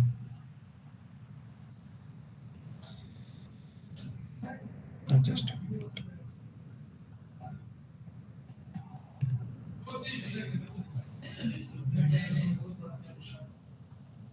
तो इसके अंदर हमारे पास ना कोई टैब की अभी फिटिंग अवेलेबल नहीं है जिसकी वजह से यहाँ से ये हमारे पास कनेक्शन नहीं बन पा रहा है। तो बहरहाल यहाँ से मैं वेरीफाई भी कर लूँ। हाँ तो हमारे पास टैब की फिटिंग कोई नहीं है हमारे पास। अच्छा यहाँ पे एल्बो तो लग ही नहीं सकती है तो यहाँ पे टैप ही लग सकता है, टैप आएगा या फिर टी ही हमारे पास आएगी। तो यहाँ पे आप देख सकते हैं जो हमारे पास टोटल लिस्ट है वो ये 3 है, जेनेरिक, वैलिड और ये जो सैनिटरी में हम यूज़ करते हैं वो। तो ये जेनेरिक है मतलब आम जो हम वाटर सप्लाई के लिए ये यूज़ करते हैं ना टी जेनेरिक। और फायर फाइटिंग के केस में हम वैलिड टी यूज़ कर रहे होते हैं और सैनिटरी के अंदर हम चूँकि हमने पाइप को कनेक्ट करना होता है तो को वो पिघलाना पड़ता है तो वहाँ पे हम ये वाली टी जो है वो यूज़ कर रहे होते हैं सैनिटरी की। तो लेट्स वो जो हमारे पास अवेलेबल है उसी को लेके चलते हैं हम। यहाँ से मैं दोबारा पी प्रेस करता हूँ, पाइप की कमांड इंटर की, एडिट टाइप में गया और यहाँ से मैंने बता दिया कि मुझे जो एल्बो है मुझे चाहिए, लेट्स सपोज मैं कह देता हूँ वेल्डेड एल्बो चाहिए मुझे और अभी मैं इसको दोबारा टी पे ही सिलेक्ट कर देता हूँ। अच्छा अब मैंने जब टैब पे किया हुआ तो कनेक्शन बन ही नहीं रहा था ना, तो अब मैं जब कनेक्शन बनाऊँगा तो अब देखना कनेक्शन वो बन जाएगा। और यहाँ से मैं टी मुझे कौन सी चाहिए तो वो भी मैं वैलिड यहाँ से सिलेक्ट कर देता हूँ। तो यहाँ से क्रॉस है हमारे पास, जेनेरिक है या वैलिड है, तो यहाँ से वैलिड ही मैं सिलेक्ट कर देता हूँ। इसी तरह आगे ट्रांजिशंस हैं। ट्रांजिशंस कहते हैं कि मतलब एक 50 mm का डाया आपके पाइप चल रहा है तो वो आगे से जाके 40 पे आ गया है, सो वो फिर आपका ट्रांजिशंस यूज़ करते हैं जो डाया को बड़े से कम कर देते हैं ना। तो ये यूनियंस हैं। तो आपको पता है फायर फाइटिंग के अंदर या जनरली ये होता है कि एक ख़ास लेंथ तक आप पाइप यूज़ कर सकते हैं, उसके बाद आपको जो है ना वो यूनियन वहाँ पे देना पड़ता है या आपके पास मतलब आपको पता है 2 पाइप्स को मिलाने के लिए हम यूनियन इस्तेमाल करते हैं और बाज़ दफ़ा फ्लेंजेस का भी हम इस्तेमाल करते हैं। अगर आप कोई वाल्व इस्तेमाल कर, बड़े वाल्व होते हैं ठीक है, गेट वाल्व वगैरह जो मतलब जिस तरह कॉलोनी के अंदर वाटर सप्लाई करते हैं तो वहाँ पे बड़े-बड़े पाइप्स होते हैं, बड़े-बड़े वाल्व होते हैं, तो वहाँ पे फिर हम फ्लैंजेस यूज़ करते हैं। तो और जब एक पाइप ख़त्म हो जाता है एंड के ऊपर, तो उसको हम पाइप को खुला नहीं छोड़ते हैं, बल्कि उसके ऊपर एंड कैप लगा देते हैं, उसको क्लोज़ कर देते हैं पाइप को। तो यहाँ से वो आप सेलेक्ट कर लेते हैं। तो अभी ये मैंने जितनी भी टी है वैलिड और क्रॉस वैलिड, ये और एल्बो मैंने वैलिड कर दी। तो अगर मैं पहले देखूँ जो मैं टी यूज़ कर रहा था, तो वो टी थी हमारे पास, सॉरी, जेनेरिक टाइप की टी हमारे पास यूज़ हो रही थी। और एल्बो हमारे पास कौन सी यूज़ हो रही थी? स्टैंडर्ड एल्बो यूज़ हो रही थी, जेनेरिक। अब मैं इसको यही वाला पाइप, स्टैंडर्ड पाइप है, इसको अगर मैं ड्रा करता हूँ, और अब एक ये एल्बो बन गई, और यहाँ से एक हमारे पास टी बन गई,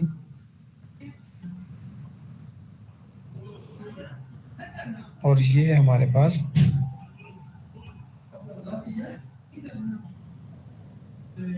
एक क्रॉस बन गया। तो अब इसके ऊपर मैं क्लिक करूँगा, तो ये मेरे पास वैलिड टी यहाँ पे इसने लगा दी है। क्यों? क्योंकि मैंने इसको कंडीशन दे दिया कि भाई अब जो मैं पाइप ड्रा करूँगा उसके अंदर जो फिटिंग है वो मेरे पास वैलिड होनी चाहिए। इसी तरह ये भी वैलिड है, और इसी तरह ये भी वैलिड टी इसने यहाँ पे यूज़ की है। अब चूँकि हमारे पास पाइप एक ही यहाँ पे है, और हमने क्या करना है, अब अगली चीज़ मैं इसमें आपको बताता हूँ। चले एक चीज़ और है, वो मैं पहले बता दूँ, फिर इस चीज़ की तरफ आता हूँ। अब एक और काम हम क्या कर सकते हैं, एडिट प्रेफरेंसेस, इसको मैं अभी सिलेक्ट करता हूँ शेड्यूल 40 के ऊपर।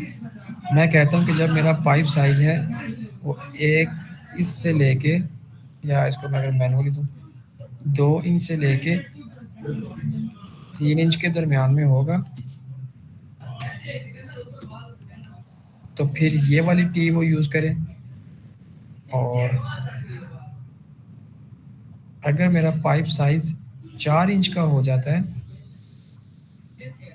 और 6 इंच के दरमियान में रहता है, तो मेरे पास जो है ना वो वैलिड टी आ जाए, या चले जेनेरिक टी आ जाए।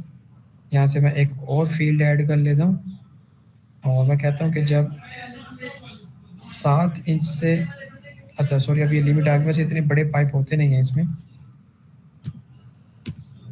तो इसको मैं कर लेता हूँ 2 से 3, 3 से 4 से 5,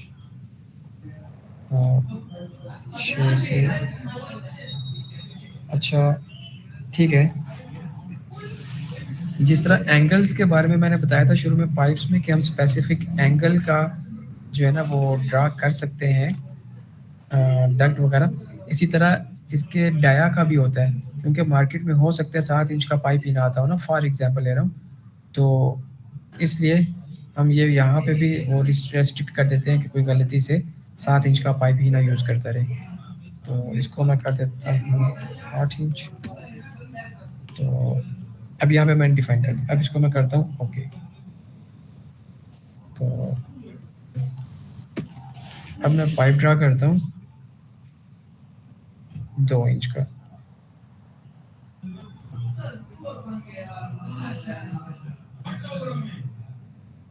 और अब मैं ड्रा करता हूँ 4 इंच का,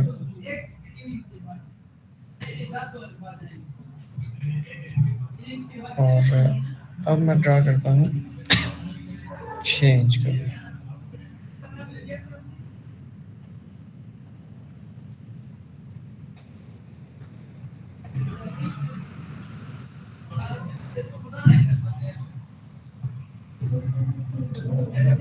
मैं नहीं बना रहा, इसको मैं कर देता हूँ 12 इंच का। लेट्स ट्राई, तो वो नहीं बना रहा। तो असल में ये फिटिंग का इशू है कि फिटिंग के अंदर इन्होंने कोई चीज़ ऐड की है। बहरहाल मैं ये जो चीज़ आपको समझाना चाह रहा था वो ये है कि अब ये 2 इंच का पाइप है, तो यहाँ पे जो फिटिंग मैंने कंडीशन इसको दी थी, यहाँ पे अगर मैं चेक करवाऊँ तो 2 इंच के ऊपर मैंने कहा था कि आपने शेड्यूल 40 की एल्बो लगानी है। तो अब मैं इसके ऊपर क्लिक करूँ तो इसने शेड्यूल 40 की एल्बो लगाई है और यहाँ पे 4 इंच के पाइप पे इसने लगाई है जेनेरिक की।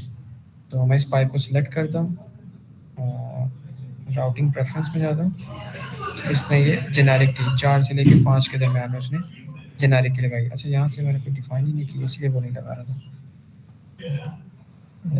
ओके कर देंगे।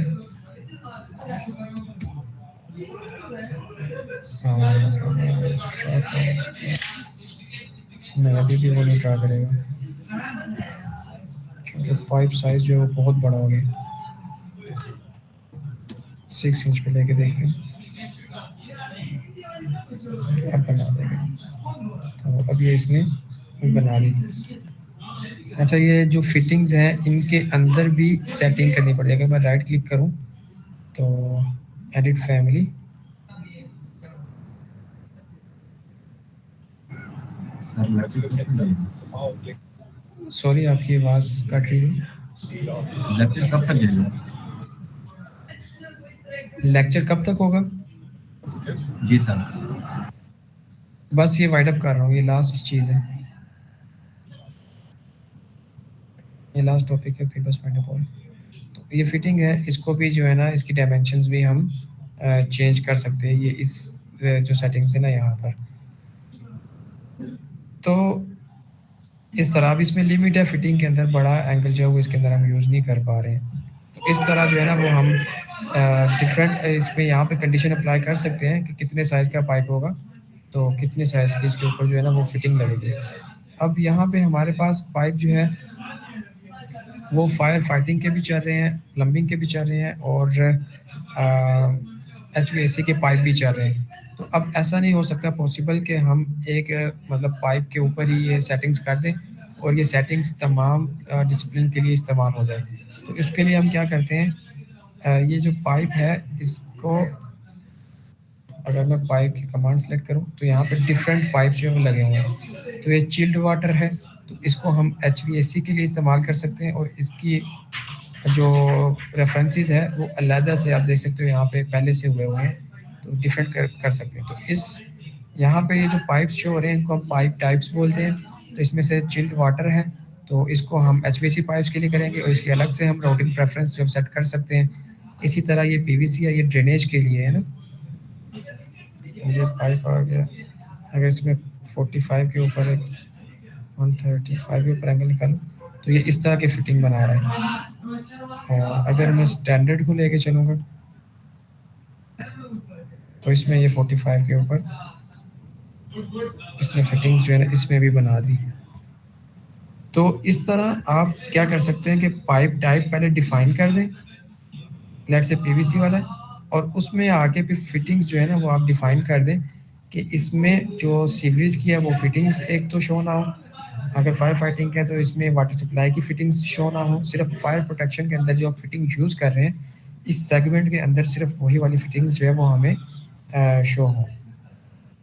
ठीक है, तो इस तरह जो है ना हम डिफरेंट पाइप टाइप्स बना सकते हैं। प्लम्बिंग के लिए अलग, उसमें फिटिंग्स अपनी डिफाइन कर सकते हैं, HVAC के लिए अलग, और सीवरेज वगैरह उनके लिए अलग पाइप जो है ना डिफाइन करके वो हम उनकी फिटिंग्स वहाँ पे डिफाइन कर सकते हैं। तो ये था आज की वीडियो में। तो आज की इस वीडियो के अंदर हमने ये देखा है कि जो सिस्टम टाइप्स हैं वो किस तरह क्रिएट करते हैं और इसके अंदर जो राउटिंग प्रेफरेंस होते हैं उसको हम कैसे सेट करते हैं और एंगल्स को किस तरह सेट करते हैं। तो कल को इंशाल्लाह हम और यूज़र इंटरफेस के बारे में हमने देखा कि यहाँ पे डिफरेंट टैब्स अवेलेबल होते हैं और प्रॉपर्टीज़ पैलेट है, ये किस लिए यूज़ होती है, इसके अंदर डिफरेंट ऑप्शंस हैं। प्रोजेक्ट ब्राउज़र है, इसके अंदर कौन कौन से हमारे पास ऑप्शंस अवेलेबल होते हैं ना। तो ये हमने थोड़ा कुछ यूज़र इंटरफेस का ओवरव्यू किया था। तो बाकी इंशाल्लाह कल को हम जो है ना वो देखेंगे कि किस कल जो नेक्स्ट वीक में हम प्रॉपर जो है ना इसके अंदर जो मॉडल है उसको लिंक करेंगे। जस्ट फॉर क्विक ओवरव्यू एक चीज़ मैं आपको बता दूं कि आपने जो मैंने असाइनमेंट दी हुई है वो किस तरह करनी है। आपने ये इंसर्ट के टैब में आने, ये लिंक PDF के नाम से एक ऑप्शन होगा, आपने इसके ऊपर क्लिक करना है और जहाँ पे आपकी ये फाइल पड़ी होगी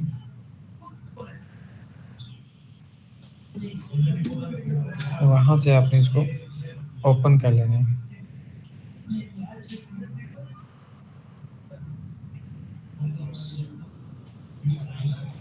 इस तरह ही आपके पास शो हो जाएगी। अगर इसकी रेजोल्यूशन आपको सही नहीं आ रही है तो यहाँ से थोड़ी रेजोल्यूशन इसकी बढ़ा भी सकते हैं। तो आपने क्लिक करना है कहीं पे तो ये आपको शो नहीं होगी ना ये चीज़। आपने यहाँ पे एस्केप दबा देना और यहाँ पे ये विजिबिलिटी ग्राफिक्स है, इसके ऊपर क्लिक करना है और यहाँ पे आपने आर प्रेस करना है तो ये रास्टर इमेजेस के नाम से एक ऑप्शन आता है, इसके ऊपर आपने क्लिक करना है, ओके करना है तो ये आपके पास यहाँ पे जो है ना शो हो जाएगा। तो अभी भी आप देखेंगे चीज़ें जो है ना ये ब्लर नज़र आ रही हैं। तो वो जो आपको मतलब DPI 750 पे मैंने किया था उसको आप फुल कर लें तो ये रेजोल्यूशन का जो है ना वो इशू नहीं आएगा। तो इस तरह आपने जो है ना यहाँ पे एक और चीज़ है, इसका स्केल भी सेट कर लेना। यहाँ पे 3 बाय मेरे ख्याल से 810 दिया गया, तो यहाँ से इसका 3 तो स्केल सेट कर लेना आपने और फिर यहाँ से आपने जो है ना इसके ऊपर डेप्थ ड्रा करनी है। तो वो जो मैंने बताया हुआ इंस्ट्रक्शंस वगैरह उसके मुताबिक आप जस्ट यहाँ से ड्रा करते जाएंगे। ये आ गया।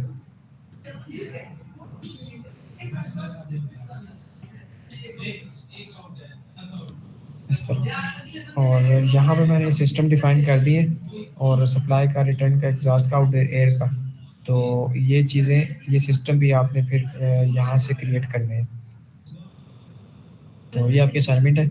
इसी तरह मैं आपके साथ ना वो प्लम्बिंग के भी शेयर कर दूँगा, तो उसमें आपने जो है ना वो इसी तरह मैं वो मेंशन कर दूँगा सिस्टम्स।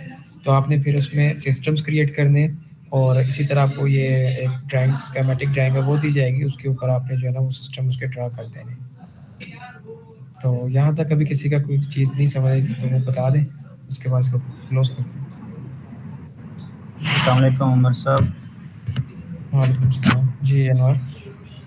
अच्छा ना, मैं ये फ़ाइल इंपोर्ट कर रहा था तो यूट्यूब पे भी चेक किया था तो वो ऑप्शन देता था फ़ाइल के अंदर जाके वो इंपोर्ट में, तो वहाँ से PDF इंपोर्ट करा था, हो ही नहीं रहा था। ये अब आपने बताया कि लिंक करना है तो इस तरह हो रहा है। यूट्यूब पे भी चेक करते हैं तो वो कहता है वहीं से फ़ाइल इंपोर्ट करें PDF में, लेकिन यहाँ पे जब सॉफ्टवेयर में करने बैठता तक होता ही नहीं है। तो वो इसमें इसमें दो चीज़ें होती हैं ना, एक लिंक होता है और एक इंपोर्ट होता है। तो इंपोर्ट को हम प्रेफर करते हैं कि यूज़ ना करें ना, चाहे इमेज है, कैड है या PDF।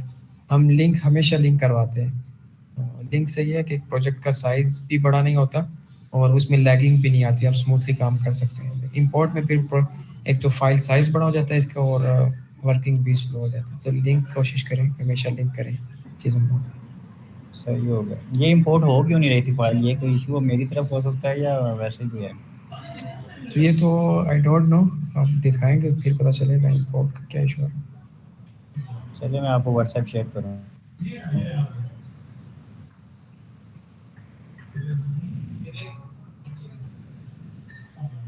यहाँ मेरे पास तो इंपोर्ट हो रही है। मैं आपको स्क्रीनशॉट ना लेके फिर भेज दूँगा, फिर डिस्कस करेंगे। सही। अच्छा हमजा, आपका तो वो इंस्टॉल हो गया रैबिट? इशू क्या आ रहा है उसमें? सर ये अभी 9 दिसंबर को पहुंचा, इंस्टॉल कर रहा हूँ ऑटोडेस्क जो है ना ऑफिशियल वेबसाइट से। वो सही हो गया, वो मिल गया था आपको जी जी, उधर डाउनलोडिंग? से